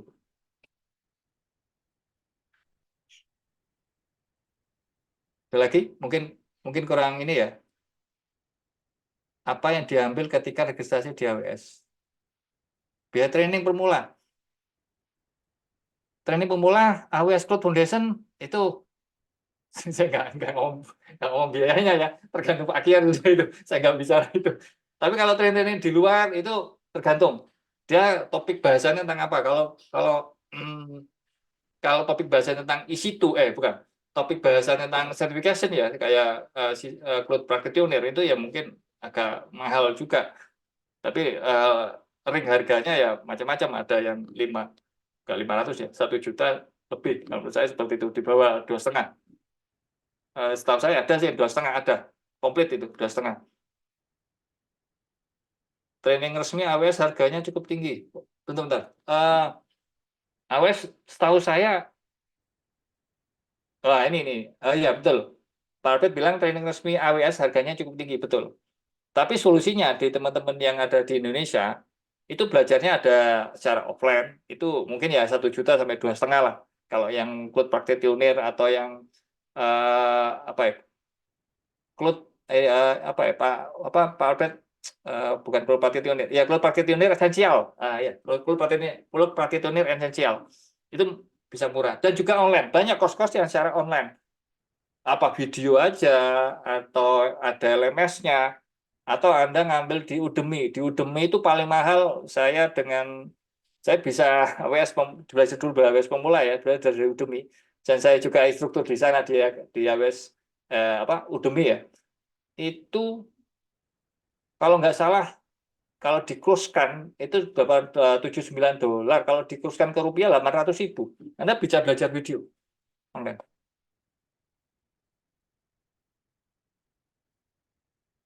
Murah kan? Nah, Anda sekarang tinggal milih mau online apa offline.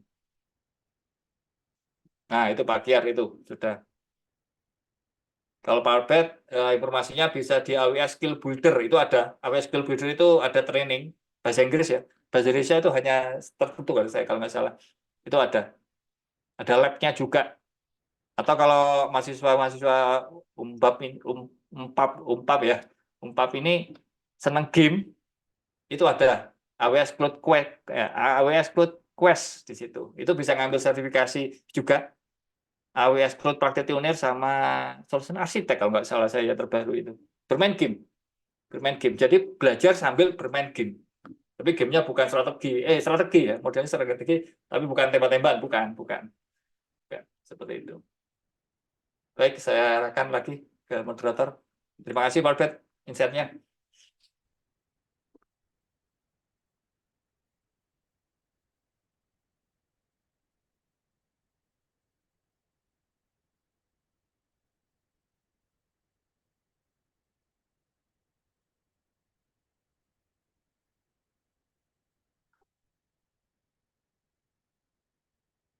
Nah,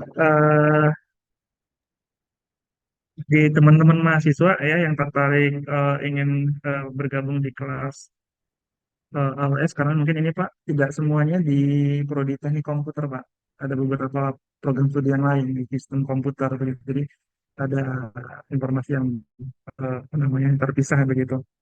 Ya bagi teman-teman yang sistem komputer nanti yang tertarik dengan pembelajaran cloud computing, kita ada kelas di AWS Academy. Kita sudah kerjasama dengan AWS Academy juga. Semester ini saya ada kelas ini ya, arsitektur cloud menggunakan AWS Academy. Jadi yang tertarik untuk enroll di kelas saya nanti bisa bergabung, dan nanti saya akan coba kasih link dan juga grup komunitasnya gitu ya. Itu aja informasi dari saya. Saya kembalikan ke moderator. Oke, sekali lagi saya ucapkan terima kasih Pak untuk kehadirannya Pak untuk mengisi materi pada pagi hari ini. Terima kasih juga kepada para peserta kuliah umum hari ini yang telah hadir mengisi kegiatan pada hari ini. Mudah-mudahan acara ini menjadi ajang silaturahmi bagi kita semua. Dan sekali lagi terima kasih banyak Pak Denny Julianto dan Bapak Zuri yang sudah hadir untuk memberikan materi yang sangat berharga pada kami hari ini. Terima kasih atas perhatiannya. Mohon maaf jika ada kesalahan dan kekurangan selama acara berlangsung. Sampai jumpa di kegiatan berikutnya. Saya Rizky Safiramanda, pamit undur diri. Wassalamualaikum warahmatullahi wabarakatuh. Waalaikumsalam warahmatullahi wabarakatuh. Terima kasih Pak Alfian, Pak Suri, dan teman-teman mahasiswa Ya, 4. terima kasih Pak Juri, Terima kasih Pak semuanya. Denny.